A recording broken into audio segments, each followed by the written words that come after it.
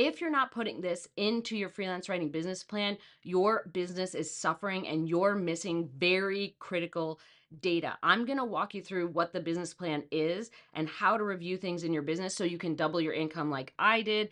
And I'm going to have you do it in a very simple way. I'm Mandy Ellis. I'm a six-figure freelance writer, and I help other freelance writers build five-figure months with dream clients without the burnout, stress, and overwhelm. The first thing that we're going to go over is like templates. We need to have templates in our business, templates for LOIs. I like a template or format for a pitch to magazines. We need to have template responses. So things that you reply often to clients, keep those in a document somewhere. Like when you get an inbound lead, what do you send them? Or when clients ask kind of the same questions over and over again, where do you save that information? We need templates.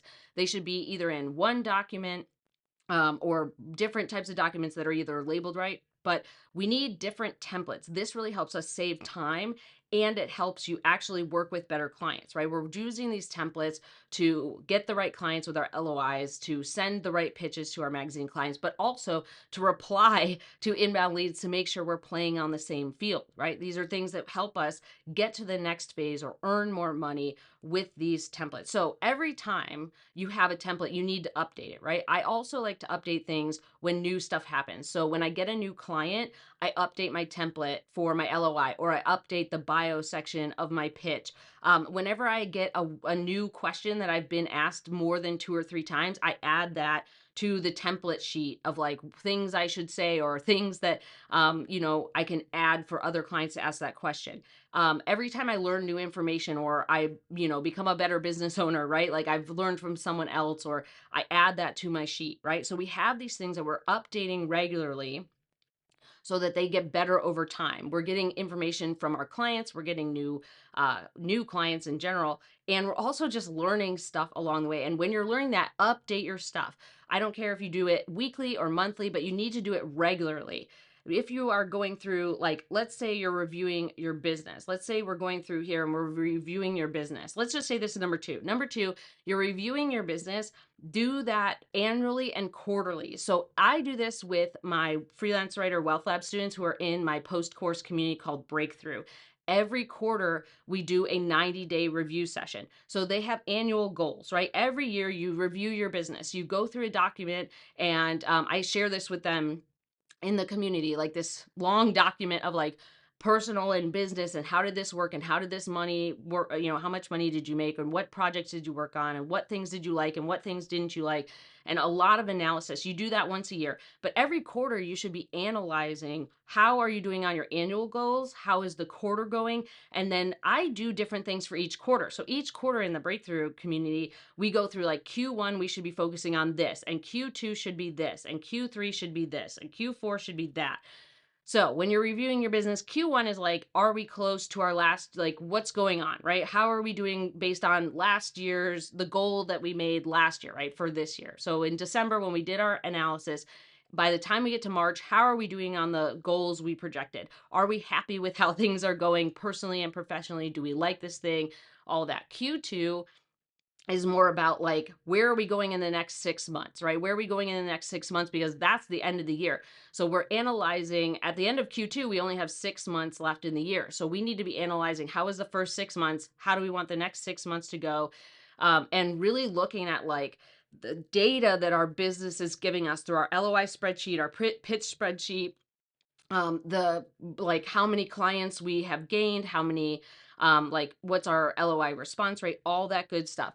Q3 is like, hey, I really need to kind of send a lot of marketing. So for me, September through like February, March, or maybe even like, let's say September through January, February, March, somewhere in there. That is like my favorite time of the year. September through December is like my favorite marketing time of the year, but I start prepping for that in Q3. So in Q3, I'm really getting on like figuring things out, like how is my marketing going earlier in the year? What adjustments do I need to make? What does my LOI spreadsheet tell me about who's answering and who's not and who became a client? And really getting up in that, like, hey, I need to prep for this really important quarter, right? I'm doing a lot of marketing. So we're gathering a lot of people. We're looking at how did this go? How do we want the end of the year to go? Q4 is like straight up, I love this time of year. And I usually include September in there because it's usually like September through December is like my favorite time to send LOIs. It really gives you like a tidal wave into the next year. So you have this tidal wave of LOIs that you're sending September through December. And a lot of times it's great because people have fall projects that they're working on, but also end of the year projects they're working on, and they need to use their budget by the end of the year. So that can really help you get a lot of work, and you can get work that you can start in January and get paid up front in December. And if you're someone who's realizing you need to learn more about how to work on your business, my course Unskippable can help you.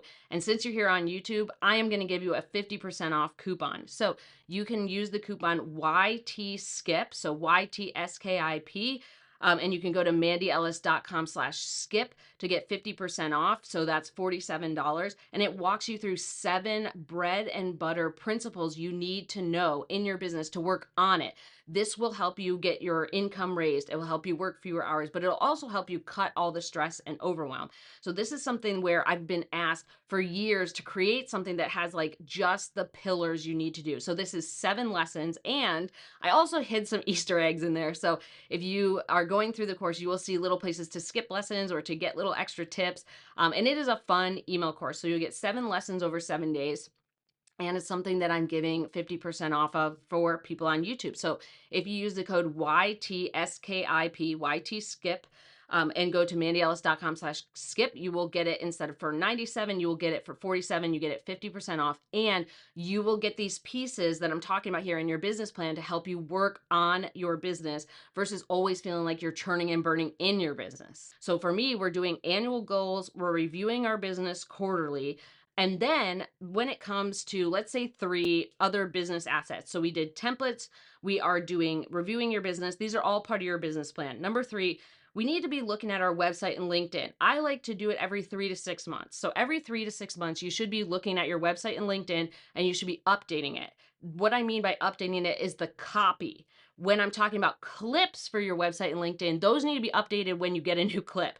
That's one of the things I think is really important for driving traffic, is that you're telling Google or search engines all the time by updating new clips and updating your website regularly that you're like, hey, you should rank me, right? I'm doing a lot of stuff in here. So you updating your clips as soon as you get a clip is really important.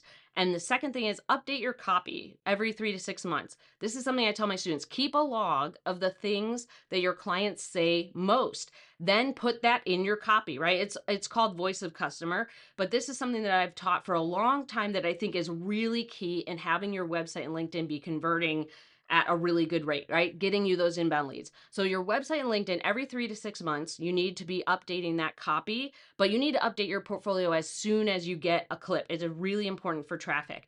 So I think for me, those things are really important for your business plan.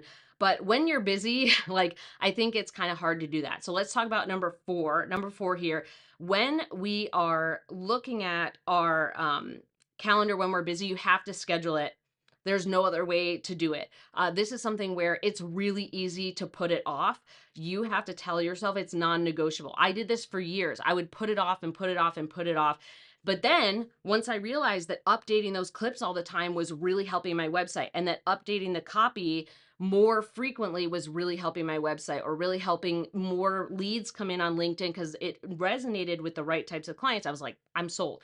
So you have to put these things in your calendar as non-negotiables, okay? And you need to plan them ahead. So I would plan them 1 to 3 months ahead so that they're already set, so that those important data points in your business plan, those things that you're pulling the data out of your business, or updating the templates, or updating your website, or reviewing things by the quarter, they get done. Because if they don't, you end up plateauing. You end up getting in this kind of soup situation where you're like, why am I not growing? And why am I always doing this thing? And I'm always stuck in all these deadlines. It's because you're working in the business, not on the business. You have to work on the business, or else you won't have a business to be in.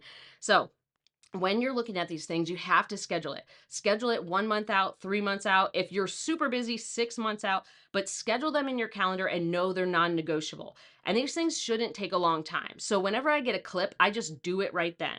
Whenever I get a clip, I use go full page to get a screenshot of it. So I have the original. Then I go into my Squarespace website and I put up the clip, right? I put up the link, and when someone clicks a photo, I put it, it goes right to that link. The photo that I grab the photo from the article and I put it in Canva and I make it into a square and I download it and put it in Squarespace. And I do it right then. It takes like 5 or 10 minutes. And a lot of times people wait, and then it takes them hours to update all these clips when they could have spent 5 to 10 minutes. If you're reviewing your business and looking at your data, right? So let's say we're looking at our templates. Those don't have to be updated as much. So, do those like once a month or so.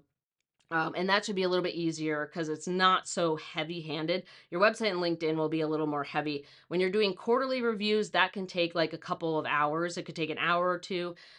But you really want to be looking at a bunch of critical things in your business that we talked about in this video. So we're looking at all these critical things. We're putting our templates in place and updating them.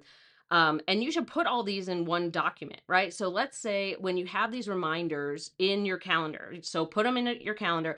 I always put like a link to something. So when I have a calendar event, I just put the link to the document. I'm like, hey, here's your main document of things you need to do. So that way you can always, every time the calendar pings and says, hey, you need to go do this, you have like a link to that document to go then find the master sheet of here's all the things I use to review my business. So for me, I don't necessarily do things on a weekly basis. I do them like on a monthly or quarterly or annual basis. But you have to do that or you're not going to double your income. You're going to be too much in the business. You have to work on the business in order to make more money. And this is something where, like, when you're looking at your LOI spreadsheet or your pitch spreadsheet for businesses and magazines, you're pulling a lot of data so that you can start refining your process to send your LOIs, specifically LOIs, to better clients. Or you're looking at your magazine pitch spreadsheet and you're like, hey, where are these other ideas? Like, where can I pitch these ideas to get them published, right? I think a lot of times people just get lost. Like, start with one master document with all the links to all your docs, right? So you have a link in your calendar. So when these reminders come up, you have a link to one master document. In that master document, you either have a lot of text from all the things, right? Or you have a bunch of links to other documents. So then it's one place where you can look for it. That's like your source of finding all the things you need to review. So for me, I think a lot of times when you're busy or you are feeling like you don't have time to review, that is the trap. The trap is like, oh my gosh, I have so many things to do. And I have done this many times where you're like, I have so many things to do that you don't work on your business, right? This is where you have to pause and stop and spend some time doing it. You don't even need a whole day. You just need an hour or two, and you have to schedule non-negotiable time to do it.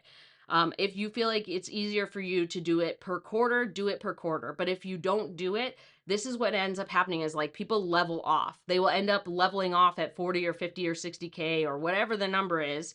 And they won't get further, or even like 120K, right? It levels off. You have to be working on the business. So when you're doing that, you can review every single asset in your business. You can review the data. You can review how things are going. You can look at your internal hourly rate versus project rates. You can look at like, how long did it take me to do this thing? Or what did my client say, so that I can put that in my copy to attract more clients like them because I love this client. So these are really important things we're putting together. And it's like a fast thing. You don't have to do it. It doesn't take a lot of time. And it's something like, if you want to do it weekly, you could, but I like to do it like monthly, but it really makes a difference. The last thing I want to say here is that let's just say 5. This is part of failing fast. This is something that I teach my students.